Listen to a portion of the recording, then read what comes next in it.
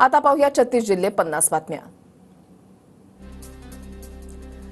शरद पवार आणि उद्धव ठाकरेंच्या बाजूने बोललो त्याप्रमाणे निकालामध्ये सहानुभूती दिसलीच। आता सावध होऊन काम करणं अपेक्षित, भुजबळांचं सूचक विधान।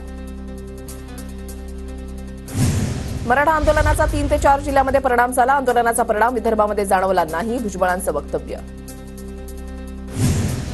जितेंद्र आव्हाडांकडून बाबासाहेबांचा फोटो चुकून जाळला गेला। भाजपने जितेंद्र आव्हाडांच्या विरोधात आंदोलन करण्याआधी मनुस्मृतीचा धिक्कार करावा। TV9 मराठीच्या मुलाखतीमध्ये भुजबळांचा भाजपवर हल्लाबोल।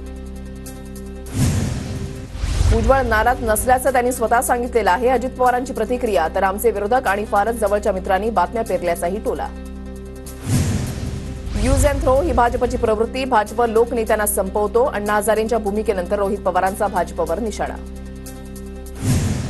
पराभवाचं नुसतं विश्लेषण करून चालत नाही, रणनीती सुद्धा करायला हवी। भाजपच्या मंथन बैठकीमध्ये उपमुख्यमंत्री देवेंद्र फडणवीसांचं वक्तव्य, तर आपल्यावर आभाळ कोसळलेलं नाही, फडणवीसांचं विधान।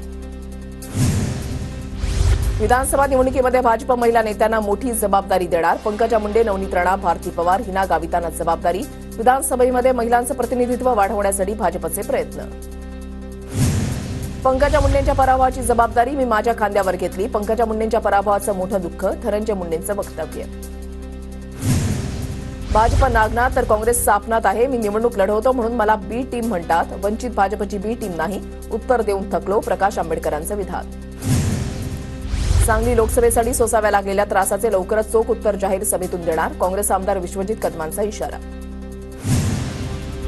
जनआक्रोशाची दखल घेत स्मार्ट मीटर बसवण्याचा निर्णय मागे, उपमुख्यमंत्री आणि ऊर्जा मंत्री देवेंद्र फडणवीसांकडून निर्णय जाहीर। उजनी पर्यटन विकास केंद्र उभारण्याच्या पुन्हा हालचाली, पुण्यामध्ये अजित पवारांच्या उपस्थितीमध्ये झालेल्या बैठकीमध्ये आराखडा सादर। आगामी अधिवेशनामध्ये 100 कोटींचा निधी देण्याची अजित पवारांची ग्वाही।